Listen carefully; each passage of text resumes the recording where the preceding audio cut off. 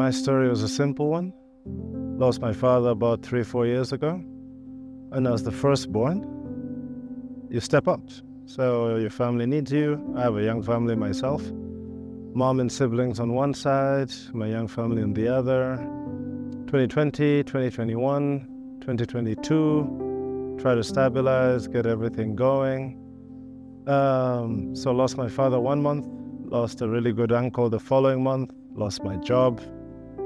I started my own business, got hit by malaria, and then COVID happened. So those were blows that life gave me. And 2022 January, separated from my ex, and the grief hit me first quarter of last year. My mood was always off, couldn't really focus. As you try to cope, you drink a bit more, fool around with drugs as well, just to try and cope. So life was spiraling out of control. Those around me could see something was up. I could see something was wrong. Therefore, through the intervention, the love of my family, mother, siblings, my ex-partner, my business partner, my good friends, we made a decision, and I said I'm ready to go into rehab. We did our research, found some facilities in South Africa, in Kenya, in Tanzania as well, where I'm from, and we decided on Chiromo. I was diagnosed with attention deficit hyper disorder, which is a mood regulatory, hormonal sort of imbalance, And the process of rehabilitation is a spiritual one. You ask God for forgiveness, you ask God for guidance. It all begins with our Father above. And that's the spirit of the 12-step rehabilitation process. And you're there with other people who've been hit by life.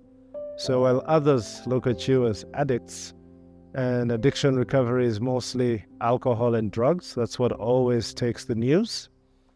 But there's so many types of addictions. I mean, I was with people who bet, gamble, addicted to chaos, drama, you name it, food. And let no one lie to you, no one beats themselves up more than an addict. No one beats themselves up more than someone who is failing. I felt like a failure.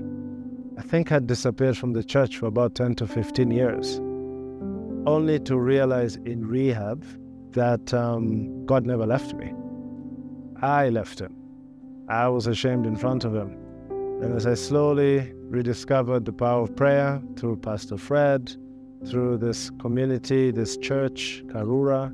So churches like this, pastors and priests, I'm here to affirm you and thank you for leaving the fancy buildings or the safe spaces and going out into the community. We need more of that. So to Karura Community Chapel and Pastor Fred and everybody associated with this church, to Mr. Scott Reel, author of Journey to Freedom, take it from me, you are all part of my recovery and I'm grateful.